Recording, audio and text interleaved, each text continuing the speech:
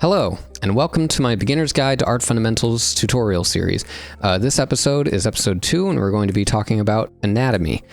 I do have to give my small little spiel before we jump into anatomy here, and remind you all that this tutorial series is definitely focused for beginners. It doesn't mean that there can't be any useful information for anyone down the line. A lot of this information I did not come across personally for quite a few years into me developing as an artist, and it was very frustrating finding out about these things, what felt to be late in my artistic journey. The goal of this series is to list out all of what I consider to be the most important aspects of each individual fundamental, and basically create a guide for all of you to learn from, and then hopefully take with you as you develop and grow as an artist and take into your future career. So, I hope you enjoy the tutorial, and let's get on with it. So, anatomy. If you watched the introduction video, which if you haven't, you should, then you know that I described anatomy for artists as the study and practice of understanding the muscular and skeletal structures of an animal or human. So, why is it important to learn anatomy? I mean, technically it depends on your artistic goals, right? If you are dedicated to the craft of drawing architecture and only architecture, then yeah, maybe human anatomy isn't a major priority for you. However, all of the fundamentals of art can support one another, so studying values can help your colors appear more accurate and vibrant. Studying perspective can help your compositions and anatomy, and personally, I think studying anatomy has helped me immensely with form, line confidence, and of course, drawing the human figure. So yes, this video will probably be catered towards people interested in character-based work for games, movies, books, etc., whether that be standalone designs or full illustrations. If you enjoy drawing characters, anatomy will need to become a lifelong practice for you. And it's gonna suck at first, like seriously, trust me, it's gonna really suck. But you'll get used to it. And after the 100th or so badly shaped head, you'll adapt. I recently rummaged through some of my old sketches. I haven't saw how many times I would draw a head or a face from imagination, and I just would completely fail. And the good news is that so will you. But you really, really need to embrace that failure. One of my greatest regrets early on with my drawing was just not challenging myself enough. Eventually I figured it out, but it took a few years for me to figure that out. You need to consistently take a critical look at your work, and you need to think, okay, well, it looks like my heads are almost always at a 3/4 angle, so let me try and draw someone looking straight up instead.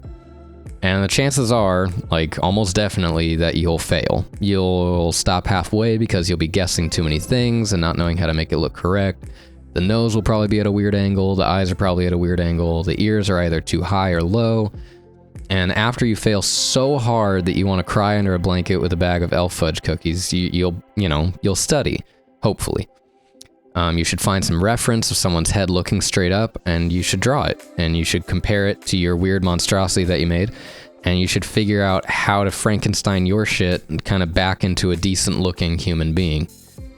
Find reference from different angles of the same pose and do the same thing that you did previously. And really, really go above and beyond. But I'm getting ahead of myself. We'll get into more precise studying techniques at the end of the video. So remember, kids, stay strong-willed and anything is possible, even learning how to draw naked people. Let's get into it. Technical knowledge versus style.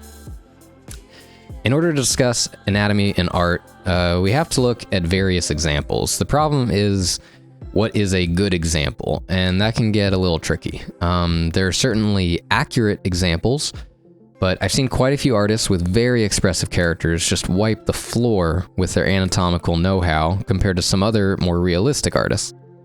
So this forces us to take a look at styles and understand what is an excusable style and what is a lack of technical knowledge. In all honesty, you don't need to be a master of anatomy. That goes for anybody. If you understand the major forms of the body as well as some minor touches and can execute them well, then it can carry your career seriously all the way to the top. You don't need to know every single intricate muscle in the body. Although if you choose to master that, then go right ahead. It can only help, I'm sure. But if you prefer to work in a more exaggerated style, you still need to understand the basic fundamentals of human anatomy. Most of the time, for character development that has exaggerated proportions, it's important to learn the rules to accurate human anatomy so that you can break the rules and bend them in a way that you think best represents that character. It's obvious in realism that if you paint a strong barbarian, that he should look straight out of the Bodybuilders Academy. Same goes for exaggerated anatomy, but the difference is how to show someone looking strong.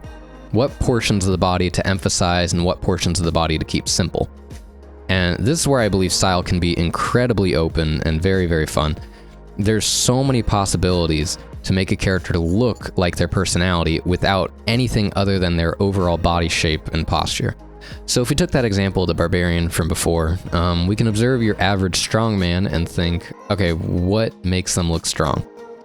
Well, they've got wide shoulders, large upper arms, a defined chest and abs, and last but not least, some monster thighs. So let's exaggerate those bits. And any part of the body that didn't feel quite as prominent in our observations can remain a little bit simpler.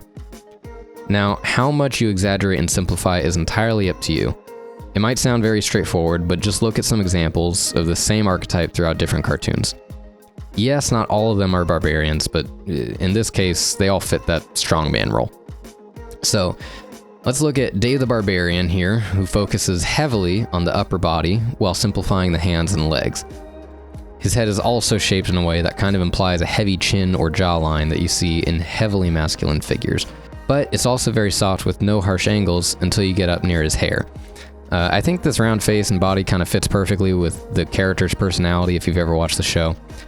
Dave's dumb personality in the show is kind of a great way to give the impression of like strength while still showing that lighthearted personality that the character has. Now, in stark contrast, but still within the realm of exaggeration, let's look at Jorgen von Strangle from Fairly Odd Parents. Here, the creators went the complete opposite with his muscles. Instead of having rounded forms, they tried keeping everything very angular and sharp to match that rugged personality of the character. And while his chin is rounded at the bottom like Dave's, it ends in this sharp point that kind of cuts in towards his face and maintains that really angular and serious feel. So now that we've established that you can draw stylized anatomy in different ways correctly, we can talk about what is messed up about it. I mean, frickin' look at Dave here. Like, his hands are uncooked hot dogs flinging around in the wind. His lower legs are thicker than his upper legs, and I mean, don't even get me started on that face. But here's why Dave is in the clear. All of Dave's forms are in place. He doesn't have any weird bumps where there shouldn't be. He has a clear shoulder, bicep, chest, etc. Everything is there, and the only reason that it all fits is because these artists, I'm just assuming, I don't actually know, but I'm assuming these artists studied anatomy and learned how to warp it to fit their needs. I wanted to bring all this up because I feel like too many people use the "it's my style" excuse. If you use the same face for every single character, it's no longer your style. It's your comfort zone. It's not about style, it's about the purpose. If a character is supposed to look strong, think what makes someone look strong. Same goes for the opposite. What makes a character look weak and feeble, arrogant, cowardly, evil? It's up to you to decide what way anatomy can best sell that emotion. Anatomy for artists. Alright, we finished the whole big style spiel. Now that we've hopefully stopped your brain going into autopilot when drawing someone and have you think more critically about your anatomy, let's talk about how the hell you draw specific muscles and what artists need to focus on. As I mentioned earlier, as artists, luckily we don't need to memorize every facet of the human body. And in fact, not only do we not need to memorize names of muscles, we can just focus on muscle groups and kind of treat them like a full thing if we so wish. Now, like I said, I'm sure it will help a lot to know more, but you don't need to. I don't know all of the muscles in the forearm, but I know 3 major forms as well as the underlying skeleton, and that's enough to at least get things started. Of course, using some reference or doing an in-depth study session will help you reach a higher level of realism. Now, I think it's important to break down exactly what an artist should focus on when looking at or drawing the human figure. Because if you aren't examining a body for every individual muscle and copying that, then what exactly are you doing? Well, resources like the books that I mentioned in the introduction video of this series, which I'll list here for you, are fantastic for learning the key muscles of the body to look for, and that is probably the best way of learning individual muscles and their forms.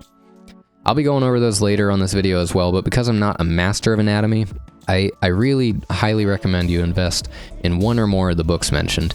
But the other juicy stuff that goes into anatomy are gesture, proportions, perspective, construction, and exaggeration.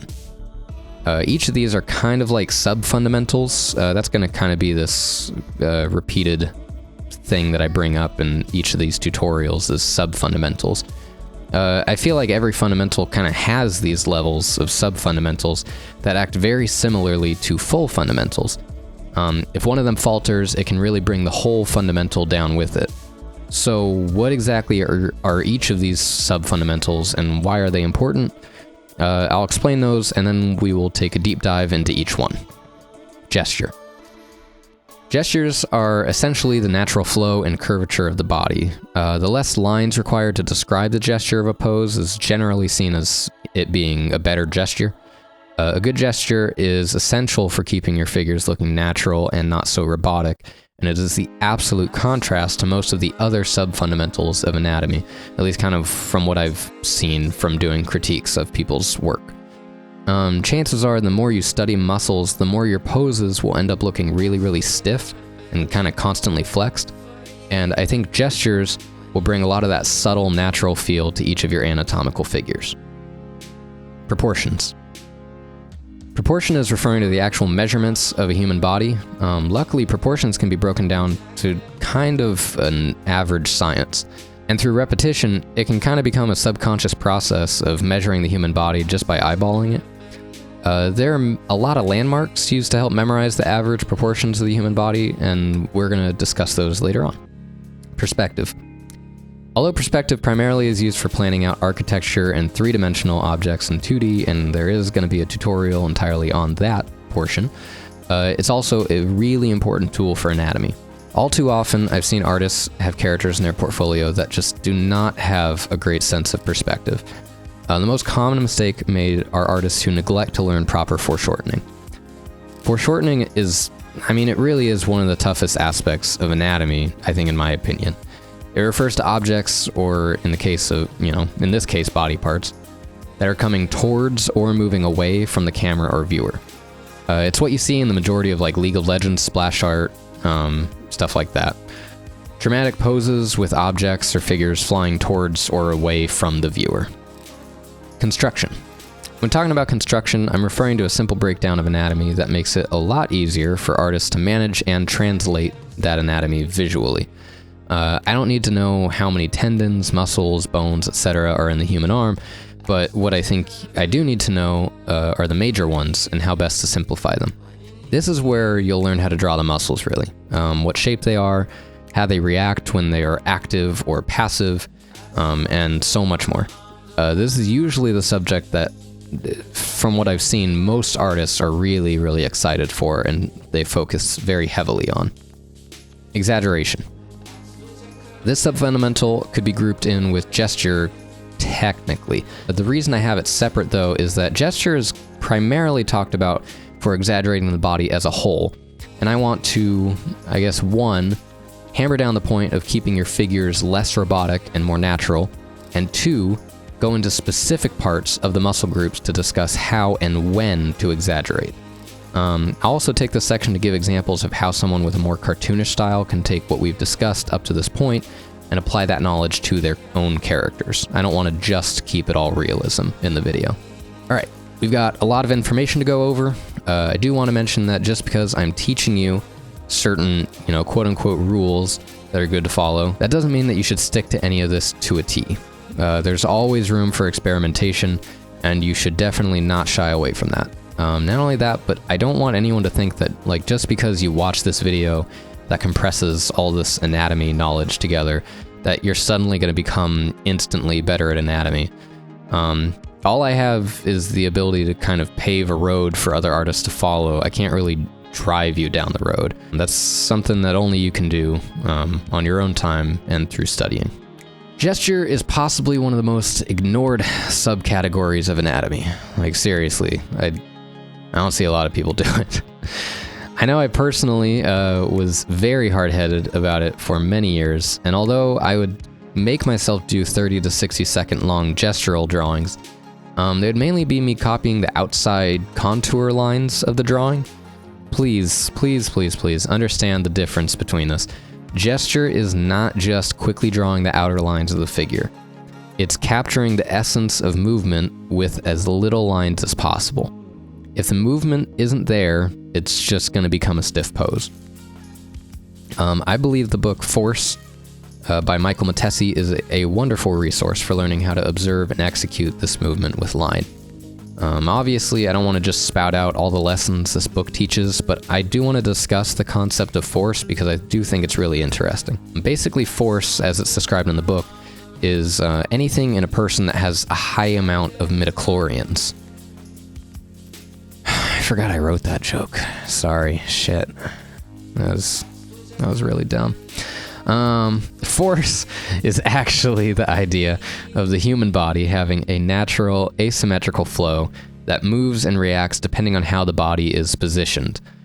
For example, when your average person is standing upright, the flow kind of looks like this. Starting at the head, the neck or cervical portion of the spine curves downward and pushes into the thoracic portion of the spine. The rib cage flows downwards into the lower back, which moves through the body and pushes the abdomen outward. In turn, that flows back and downward into the bottom lumbar portion of the spine. And this process is repeatable throughout all anatomy. Believe it or not, it's kind of crazy. It's essentially knowing where to add the curvature of the muscles to best fit that force of the body. This takes a lot of practice and a lot of observation for people to fully understand and then apply it into their own work, but it's incredibly beneficial, in my opinion. Understanding this gestural flow also helps immensely with learning how to best represent a specific mood or emotion that a character is feeling. Making observations like how the flow of the body works when someone is depressed or proud or angry is something that you can carry throughout all of your character work. So that's a lesson for when you do gesture drawing. But how exactly do you actually do gesture drawing, and what is it maybe good for? What I recommend to everybody here who's watching this and interested in any sort of character work is to start doing 30-second gestures every single day if possible. Even if it's only for about 10 to 15 minutes, it's a really good exercise for adjusting your brain to look for those major or subtle movements in the body. The reason I say 30 seconds is because it really should be tough at first. It's gonna be really hard. You'll be drawing way faster than you can think, and that's kind of the point, is that eventually your brain will get used to it and kind of catch up to your motions. I'll list some sites here that are meant for quick gesture drawings that I usually use for my morning anatomy exercises, and you can kind of check those out. Doing this will get your eyes and brain used to the idea of drawing the human figure over time. But in the end, if you don't apply some of this study work to your imagination, then all it will really do is increase your speed and efficiency while working, but not your actual fundamental knowledge of the human body. So basically, you'll be doing the study really quickly, but then once you go into your own work, you won't carry any of that information into it. If I were to draw out like a study regimen for anyone, this is really what I'd suggest. For an easy 30-minute gestural warm-up session before starting work, I'd recommend 10 minutes of 30-second gestures, 10 minutes of 60-second gestures, and then one final slow-paced gesture drawing within 5 minutes or so. Afterwards, take 5 minutes to just play around a bit. Draw poses from your imagination, maybe similar to the ones that you had just drawn, not the exact same. Try to apply any additional observations that you learned this time around to your poses from imagination. That last step is what I really regret not doing more of. It's hard to convince yourself to fail, and it can be incredibly discouraging to do 25 minutes of gestures based around reference that end up looking a lot better than your eventual imaginative work. But seriously, like, trust me, when I say it will get better as long as you challenge yourself and force yourself to do the hard stuff, like, I mean it. Some good rules of thumb for gesture drawing to consider. It's a good idea to learn some landmarks of the body. These would be like the major forms that make up the human body, so the rib cage, pelvis, head, arms, and legs. Those would probably be the major forms to consider. Learning these landmarks will also help when needing to measure out the proportions of your figures, which will be the next step in the process of drawing the figure. Obviously, you don't want to get too detailed with these major body parts, and this kind of leads to the next tip when it comes to gesture drawing. Everything in a gesture can be simplified to either a C, S, or I shape. This is a really common practice taught by instructors of anatomy. Personally, I prefer to drop the I out of those three. I believe that including something really flat like that, although it can sometimes read more accurately, I feel like it removes a lot of that expression that you can capture with a C or an S shape, but that's just personal preference. So if we take a look at the arms of the human body, the flow can commonly be broken down to an S shape. This is due to the various underlying forces that we discussed earlier and kind of how they push the muscles asymmetrically across the whole arm. This is while the arm is at rest though, so in a slightly more active pose, we can see the arm can be broken down into a smooth C shape. Or if you're including the eye, it could just be kind of like angular double eyes, I guess. This same method can be used for every other part of the body, actually. The legs, when in a passive profile, can be broken down with an S shape, but when they're active, it kind of becomes a C shape. Spine as well, clearly an S shape, but the minute someone bends forward, it becomes a smooth C. The last rule that I want to discuss is something called contrapposto. Contrapposto is the idea that the body has a natural way of balancing itself out, basically. It's primarily referring to the front of the body, where the line of the clavicle and the top of the pelvis will contrast each other, but it's a very, very similar concept to force. When the body moves one way, there's something on the opposite end that reacts the opposite way, usually. So if we take this front view, for example, when someone reaches downward on one side, the body has this natural reaction to also push the pelvis up into the side of the upper body being pushed down, while the opposite end of the pelvis and clavicle are angled outward. You can kind of think of it as a sideways V, I guess. You can see this most prominently, I guess, in like runway models during their catwalk. This rule is one of the most important to remember, because it's something that should be considered in almost every single figure. I know personally learning this rule and looking for it in my gesture work later on saved me a lot of headaches. I hope breaking down gesture drawing like this makes it a little bit more manageable experience for newcomers to this stuff. If you've ever seen one of those how to draw books where they draw a stick figure with a couple circles for the torso and pelvis and some stick figure arms and legs, and you kind of know what I mean. It's essentially that, but with thinking a bit more about the actual movement of the figure and trying to avoid any straight lines. So as a quick reminder, here are some of the lessons and good practices to consider when you gesture draw. 1. Avoid drawing the outer contours of the figure. I think this is going to be the hardest thing to try and get used to. People just naturally, they try and draw whatever they see immediately as quickly as possible, and they don't really consider what's happening underneath the figure. 2, practice observing the inner force that moves throughout the body and try and draw that. 3, understand and practice looking for the major landmarks of the body. 4, stick to C and S shapes or I shapes if you're cool with that, and keep it very, very smooth and natural. 5, remember the contrapposto. Is that how you pronounce that? And 6, even though I recommend starting with 30-second poses, try to be patient with your lines. Don't finish a gesture drawing with 100 scratchy lines all over the place. Really try to limit your line work and work smarter, not harder. Proportions. I don't know about anyone else, but personally, I really enjoy breaking things down to a science or a rule. It means that as long as you consider that rule, then you'll never fail. Gesture is kind of a theoretical thing.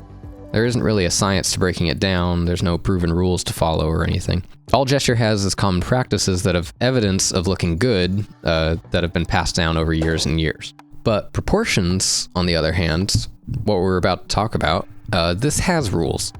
They aren't completely set in stone. You can adjust proportions how you wish to express kind of the type of human figure that you want to draw. But there are average measurements that have been broken down to a general science. If you can memorize these and get into the practice of testing your own figures to see if they measure out correctly, then over time, it'll just kind of become a subconscious act that you'll be able to spot errors from a mile away.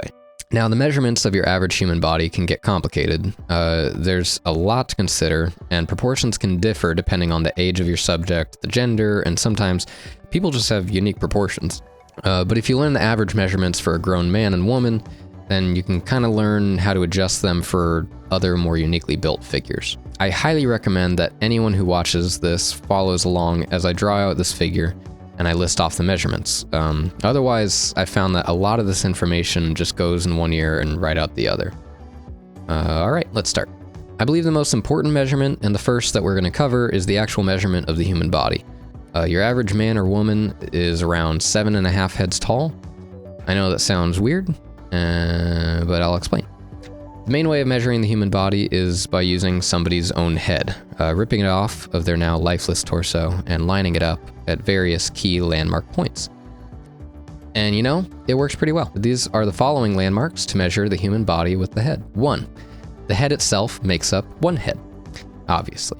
2. The next landmark, or second head, is the nipples. The third landmark is the belly button. After the belly button, we then reach the base of the crotch. Many people that use the 8-head measurement system consider this to be the halfway point of the body. We'll discuss the 8 and 8.5 head measurement when we're done with the average measurements, but remember, average is 7.5 heads. The 5th measurement would be just above the kneecap. The 6th head is the halfway point of the shin. The 7th head is just above the ankle. That just leaves the 0.5 or half of the 7.5, and that's given to the foot.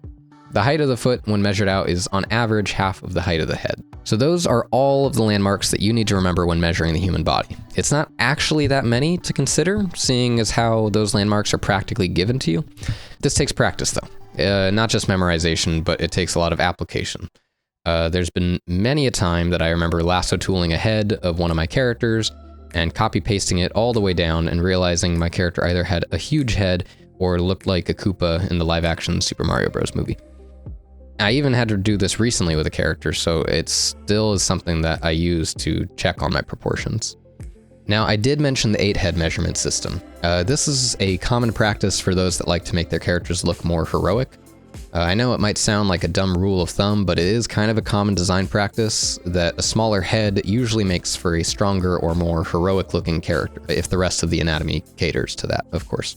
A great example of this would be Reinhardt from Overwatch, or literally any Warcraft character ever. Those characters consist of much more than just 8 heads, but that character design theory still kind of comes into play. This measurement system is used by mainly comic book artists as well to make their characters feel stronger. It's essentially the same measurements as listed above, but with some slight adjustments. These are the measurements for an 8.5 headed system. 1. The head itself. 2. The nipples. 3. The belly button. 4. The crotch. So far, all this has been the exact same as before, but now it's slightly shorter due to the added head measurement. 5. This is where the measurements kind of begin to change. The legs from the base of the crotch to the top of the ankles make up 4 heads. It's easier to measure this out in chunks of 2 heads, with the halfway point being the center of the knee. 6. This, of course, leaves the feet to make up that other half-head measurement. With all that being said, if you consider those main landmarks, you can adjust proportions in kind of several ways to better suit your character. There's some people that don't count the neck in order to make it a 9-head system as well.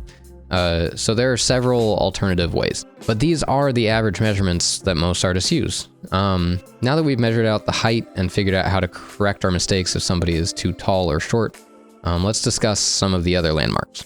Because oh yes, there's much more. Let's start with the measurements of the arms.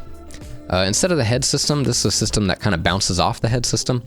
So once the major measurements of the figure are in place, you can use those to help measure out the arms. The arm measurements are as follows. 1. The deltoid or shoulder begins approximately 1/3 of a head below the first head. This is where the clavicle or collarbone also begins, making it a little easier to measure it out. 2.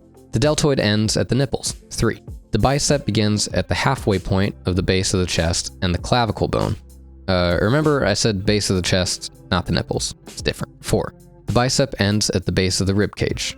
Not where it ends on the outside of the body, it kind of curves in slightly, and that's where it ends. 5. From here, the next measurement to remember is that the wrist or start of the hand begins right at the base of the crotch. This is a very important measurement to get, because if your arm doesn't fully reach that length of wrist to crotch, generally your figure is going to look like they have arms that are too short. Or if the wrist goes further, it's going to kind of look like they have orangutan arms. I really do think that that's kind of the most important measurement to get. So that sounds like a lot to consider, but really, if you keep in mind the wrist to crotch rule, that gives you an idea of where the end of the arm is. Then remember the deltoid to nipples measurement, and then from there, approximately you could measure the bicep as the halfway point between the top of the deltoid and the wrist. It's not perfectly accurate, but it's kind of close enough. Now that we have the arms and body measured out lengthwise, let's discuss some quick tips for the width of the body. The width of the average male shoulder span is approximately 3 heads. Yes, this also uses head measurements. However, women, on the other hand, commonly have slightly shorter shoulder spans. If I were to give any sort of like a number though, I'd say somewhere around 2.5 heads, but it's not exact. And remember, when measuring width with the head, to start at the cranial mass, not the cheeks.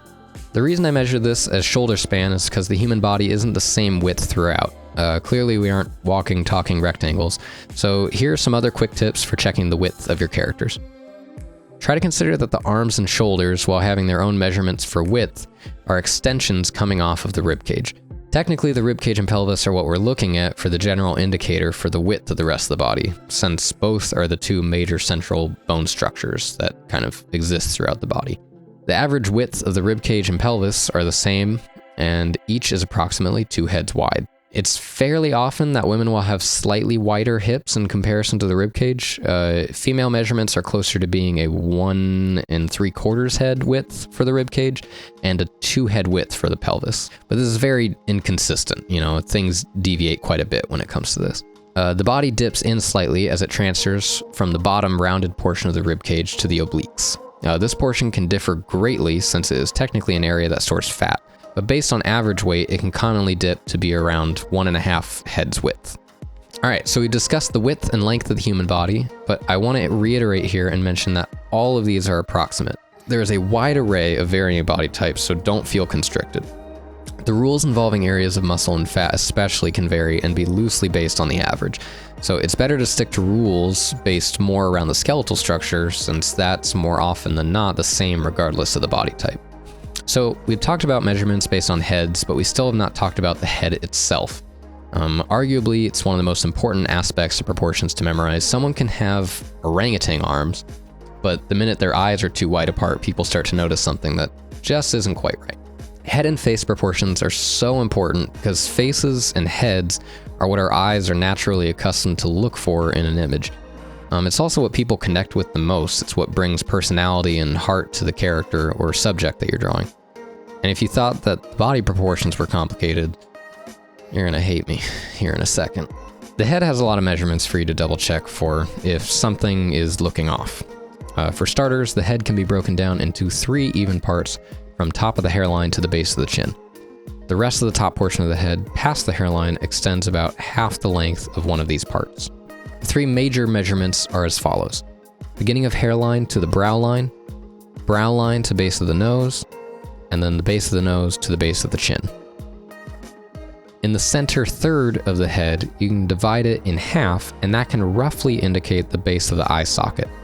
This does not indicate the base of the eye though, remember that.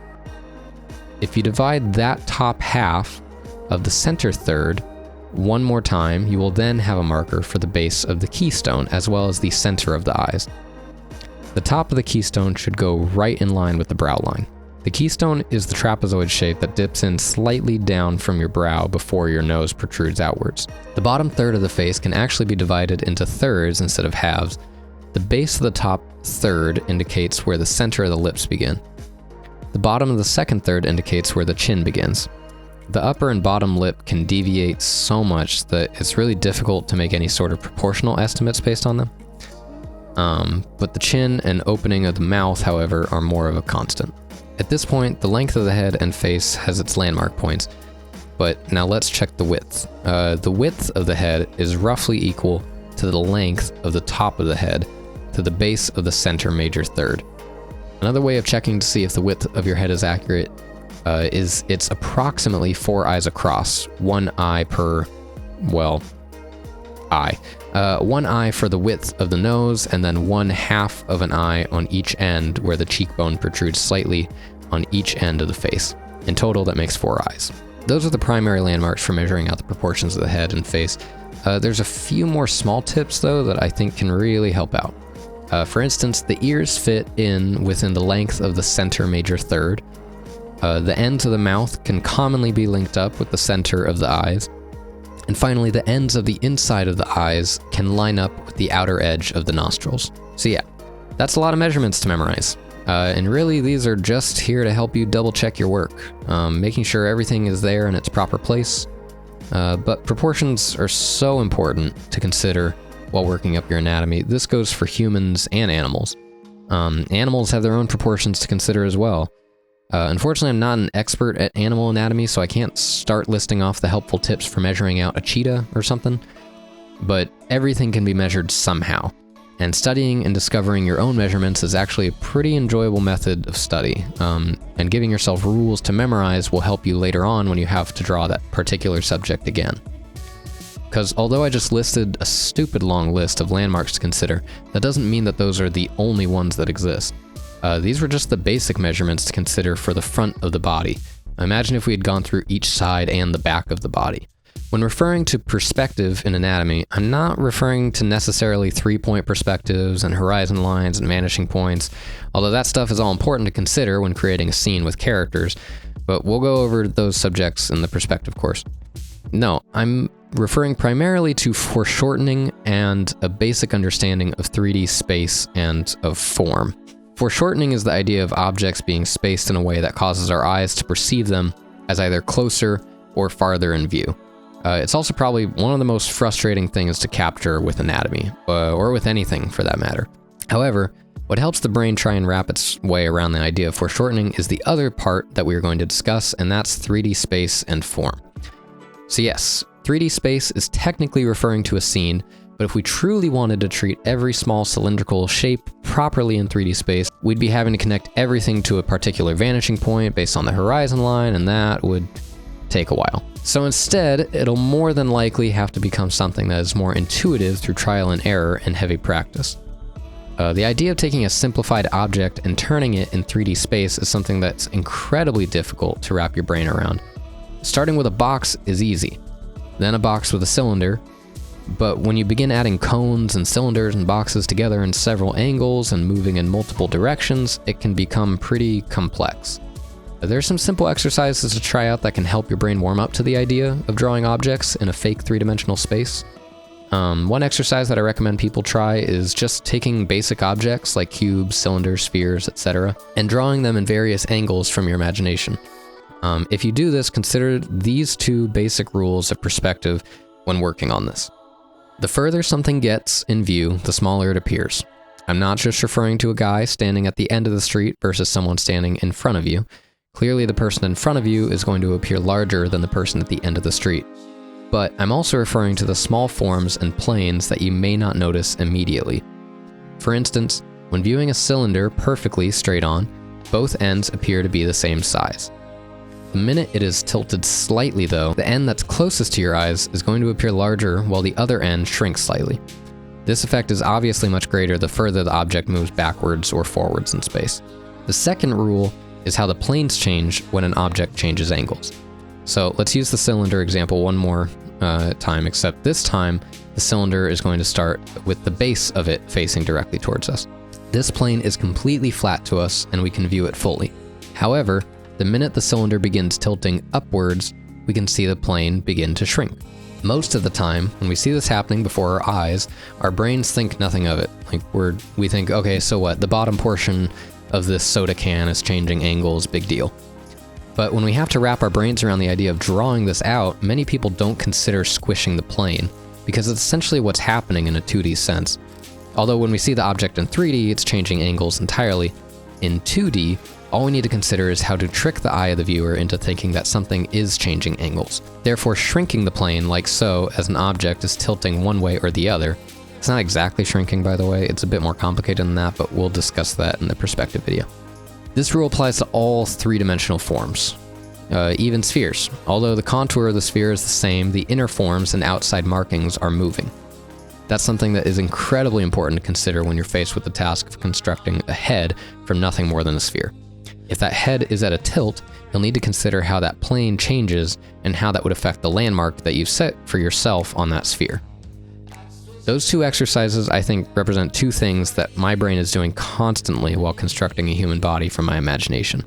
In fact, learning how to maneuver small, basic geometric forms can ultimately lead towards a better full-body figure. Blocking in the perspective of a character with something as simple as a box can help immensely with constructing the basic overall perspective of the human body. Some artists have done this same box method before and added landmarks, similar to the ones we discussed in the proportions section, so that they can accurately place each and every part of the body, no matter how it lies in 3D space. I know that Andrew Loomis actually discussed this method in detail in the book Figure Drawing for All It's Worth. Construction, anatomy, and the juicy bits. When I first started to study anatomy, I didn't really want to do any of the stuff I just talked about. I kind of figured if I become really good at drawing cool muscles, then that'll be enough.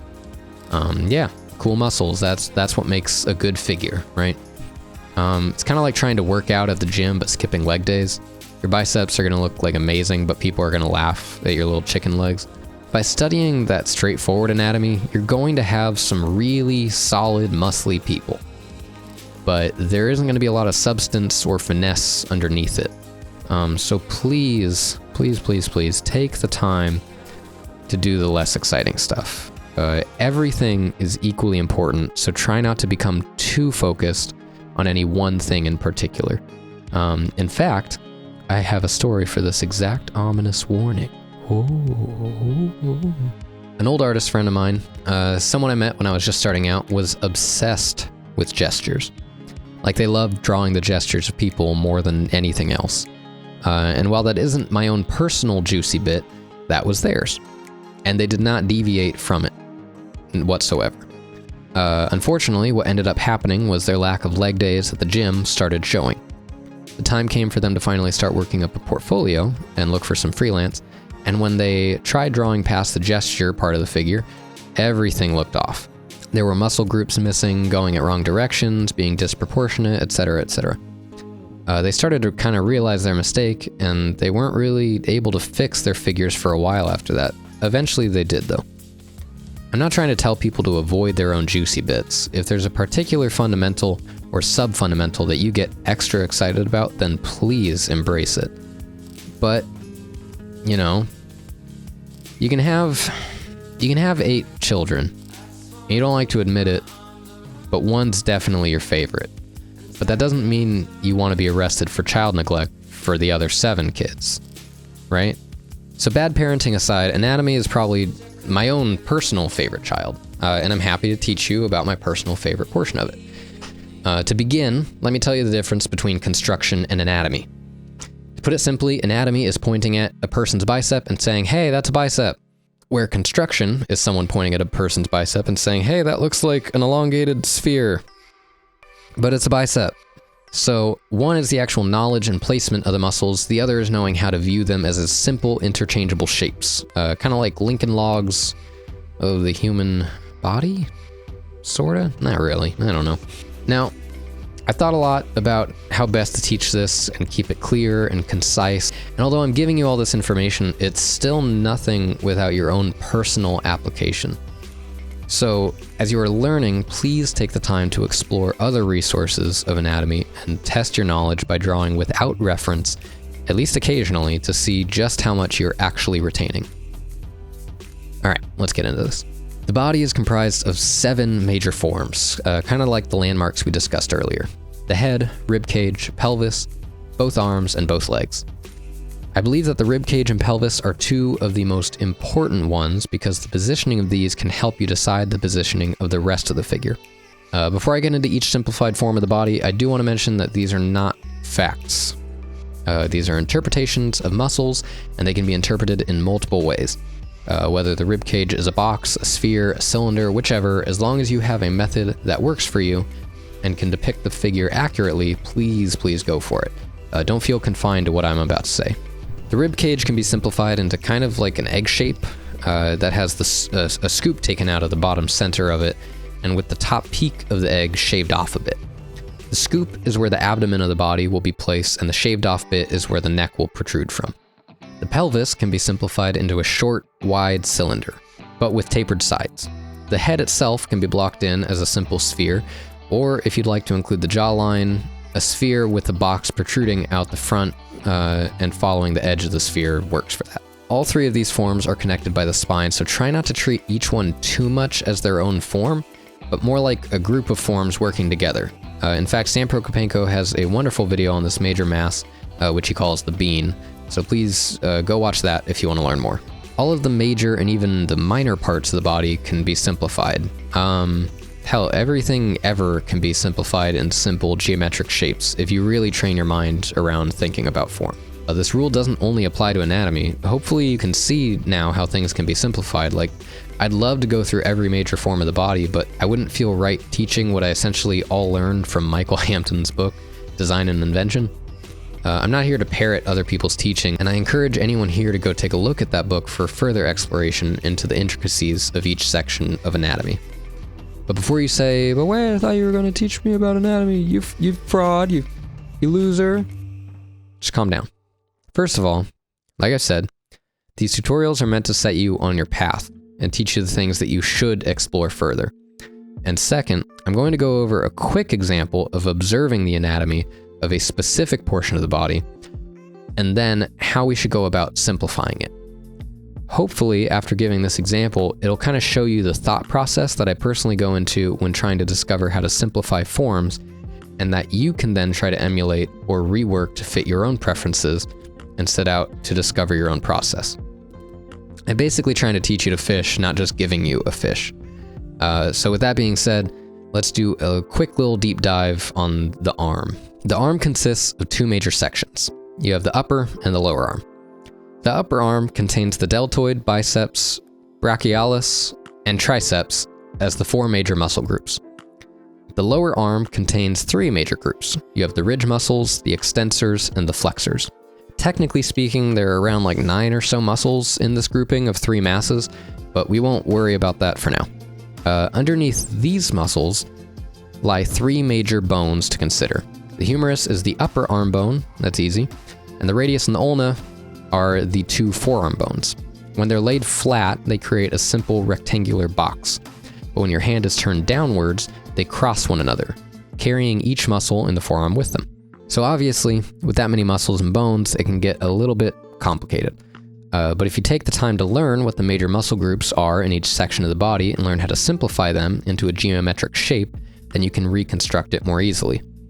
So for instance, the deltoid can be simplified into 3 triangular shapes that form one major triangle. One to represent the front of the deltoid, one for the side, and one for the back.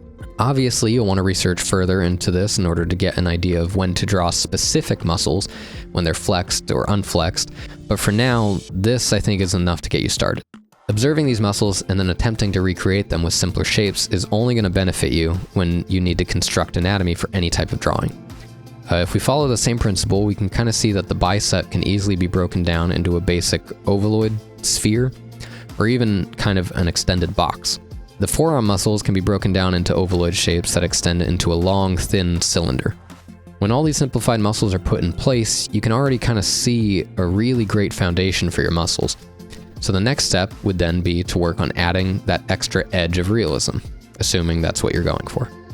Now, I understand being that type of person that's hearing all this and says, well, I just like drawing what I've seen and not doing a step-by-step process. And I get that mentality 100%. But if you're someone that wants to become the next Kim Jong-gi and just draw things off the top of your head without needing to do the build-up of constructing the form and then working on top of that, you really need to practice construction. Even Kim Jong-gi talks about his thought process when drawing anything, and says he practices and views things in simplified forms. The difference is he's practiced it so much now that he no longer needs to rely on his construction lines to build something from his imagination. Learning how to deconstruct objects in my studies was something that took me way too long to discover. It was a whole 2 to 3 years into studying anatomy that someone on an art forum finally told me to start practicing it. I hadn't even heard of what construction was, and I didn't really understand it for another couple of months. I don't want anyone else to ever have to repeat that mistake. Learning how to deconstruct anatomy at an early level will help you get on track for drawing stronger anatomy from your imagination, and it will allow you to digest all of that sweet muscle information way easier. Exaggeration. Now, on to some less realistic things. In my opinion, learning to exaggerate anatomy, even just a little bit, is super important. Learning to draw or paint an anatomical form exactly how you see it is great and all, but one of these days you're going to be tasked to draw a character with the strength of Hercules, and they just won't quite look strong enough. And now when I talk about exaggeration, I'm not suggesting completely blowing up your character's biceps so they're huge or give them tiny little hands or anything. Exaggeration can be just the slightest change in something. But what's really important is the knowledge of where to add that extra little oomph when drawing out your anatomy. Artists like Marko Djurdjevic, or honestly a lot of the people out of the Six More Vodka studio, I think are a really great example of this, and with that slight exaggeration of anatomy in their work, where when you look at it at first glance, it looks completely realistic, but then when you do a little bit of investigating, you can kind of see where that anatomy, if it was bumped up a little bit to help sell that character and make them look more interesting. And if you want to learn to exaggerate anatomy, then you'll want to learn about active and passive forces. Active versus passive forces are another great practice to consider when drawing any form of anatomy. It's basically flexed and not flexed forces. So imagine if you're in the gym, right, and you're getting super swole, doing some crazy workouts, whatever. You start doing some bicep curls. But when you're at the peak of your curl, think about what your triceps are doing. Your biceps are expanding and flexing in order to lift that additional weight. And in order to make up for that action, your triceps conform to your arm. They practically flatten out.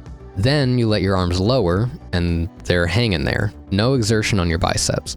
Anyone who has watched themselves work out probably knows what I'm getting at. Although the peak of a bicep curl causes an expansion of the bicep and a recession of the tricep, the opposite happens when you're lowering your arms from the curl. Your tricep expands in order to carry that dead weight in your arms, and then your biceps stretch and become passive. That's kind of what I mean when I talk about active versus passive muscles. This is a constant throughout all anatomy, and it isn't always necessarily when weight is involved. You can look in the mirror right now, do those same motions of a bicep curl, and see the reaction of both your bicep and your tricep. The easiest example of this actually can probably be seen in your torso. If you stand in the mirror looking forward and lean your upper body down slightly to the left or right, watch as the side you lean towards squishes together and causes that portion of your body to expand. While on the opposite end, your body actually stretches and flattens to make up for the weight given to the opposite side of the body. So when learning to exaggerate muscles, I think placing that emphasis on the active muscles is a really great place to start. The other area to pay attention to when you exaggerate is the silhouette. We just discussed gesture, proportions, perspective, and construction. All these are there to put in place a guideline of anatomy for you to follow. But the flair to it all, that extra layer of stank on top, is your style. Biceps aren't just rounded ovals when they're flexed. They can be simplified to that, sure, but when it comes time to make your character really stand out and look interesting, you're gonna have to pay attention to the actual silhouette of what you're working on. A basic rounded shape doesn't really look that interesting, but a rounded shape with a sharp turn can make something like a muscle feel really solid or edgy. You can see examples of this actually in how different anatomical, I guess you can consider them to be like masters, handle their anatomy. I initially came up a lot on Bridgman books, and the way that Bridgman would kind of handle his anatomy in certain portions of the body, especially how he would do curled biceps, was just really cool and different from what I'd seen up until that point. I honestly wish that I could list some resources for this, but unfortunately I don't really know of any. I'm sure there are some out there, but there's none that I can personally recommend. The way that I think you can still go about learning this stuff though on your own would be just to follow artists whose work you admire, specifically their use of anatomy. If you tend to lean closer to tight realism, then maybe that's what you'll be into. But less exaggeration and more realism is totally fine. But if you tend to like slight exaggerations or even extremely exaggerated characters, then try to learn from other artists. See how they use exaggerations to their advantage and try your best to emulate it. Learn from it and then, make it your own. Well, we're at the end here. I hope that this information was enough to get you all thinking about what aspects you'll need to dive into to help become at least a little bit better at drawing anatomy. I know it all can kind of feel pretty daunting still, so I'm going to be listing some different studying techniques that you can try out to improve on these different sub-fundamentals that I've talked about. But please, take the time to really go over these yourself and come up with your own practices. As long as your brain is being challenged, you're probably doing something right. Good old-fashioned books. I listed several books, but I'll list them here again for you. This is how I got better at anatomy. This is where I got a good chunk of information. However, not everything I learned was in these books. There are still so many things that I would have never learned about if it weren't for my art friends and peers sharing their knowledge and discoveries with me. But these sure will be a great start. If you do end up studying through some of these books, just please remember to take time to read through the text. Yes, even if it's Loomis, I know he writes a lot. And copy everything that you can in the books. Then take the time to work from your imagination using the lessons you just went over in the book as a starting point. If you didn't hear my story from the intro video, I want to reiterate here, I spent at least, 2 years or so copying through Bridgman's anatomy book, and I went through it at least like 3 to 4 times. And in the end, I don't think I learned anything. And it's because I was mindlessly copying anatomy off of there, and I wasn't really actually thinking about what I was working on. And Bridgman has really great info about construction of anatomy, but I just wasn't reading it because I didn't want to read. So there's a lot of information that you could be missing out on if you're not looking at the text. Gesture. I wrote out a whole study regimen before, but just to state it again, I recommend anyone who's starting to get into anatomy to do a 30-minute gesture warm-up each day if possible. And trust me, for most people, it's totally possible. 10 minutes of 30-second gestures, 10 minutes of 60-second gestures, and then a 5-minute single pose, and a 5-minute period of doodling your own poses. Try to branch out and challenge yourself with your own poses. Combining that study regimen with a general anatomy or construction studies session will level up your anatomy so quickly, it's insane. My biggest anatomy level up came from actually a morning warm-up where every day I studied gestures for 30 minutes, and then I studied construction and perspective with my figures for another 30 minutes. Then afterwards, I would draw a full character for an hour. Not only did I fill my portfolio very quickly, but it gave me a really great opportunity to apply all of my new anatomy knowledge. And this level up happened after I was already full-time and freelancing. So even after I had gone through Michael Hampton's anatomy book, and even after I had gone through Loomis's and Bridgman and Hogarth's anatomy books, and I'd watched Proko's videos, my biggest level up, in my opinion, still came from when I just made myself sit down every day, do studies for an hour, and then apply those studies for an additional hour from my imagination. Proportions. Just learn these. Seriously, just take the time to memorize these and get used to making marks while drawing out your characters. Write down notes and draw flat, full-bodied people, and write down proportional observations that you might notice. Then try to keep those measurements in mind while working on your own figures. It might be boring, but it'll be worth it in the end, trust me. Perspective. Luckily, any sort of basic perspective exercise will probably benefit your anatomy in the same way.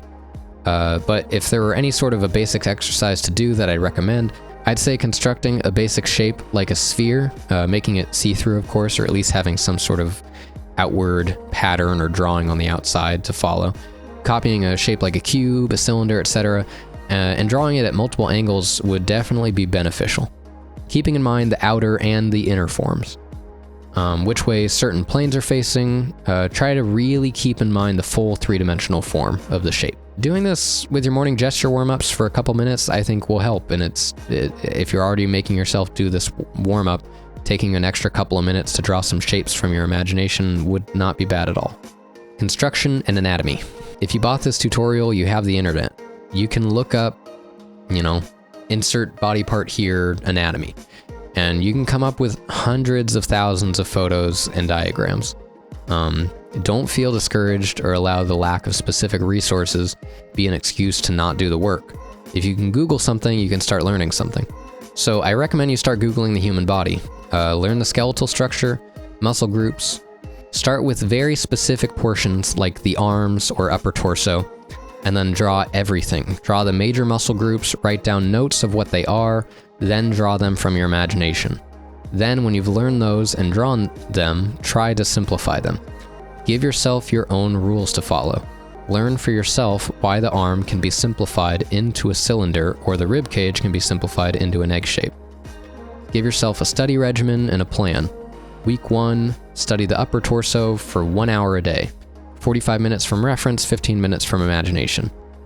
Week 2, study the arms, same process. 1 hour a day, 45 minutes from reference, 15 from imagination. Be really consistent and challenge yourself. If you feel confident drawing a specific muscle or body part at one angle, then switch it up and find reference of it at a different angle. Just keep this up and you will notice a difference very, very quickly. I promise you. All right, that's it. That's all the information I got for you to get you started on your anatomy journey. I hope things have become a little bit more clear for anyone who's just starting out and curious about this stuff. Regardless, thank you so very much for purchasing this tutorial.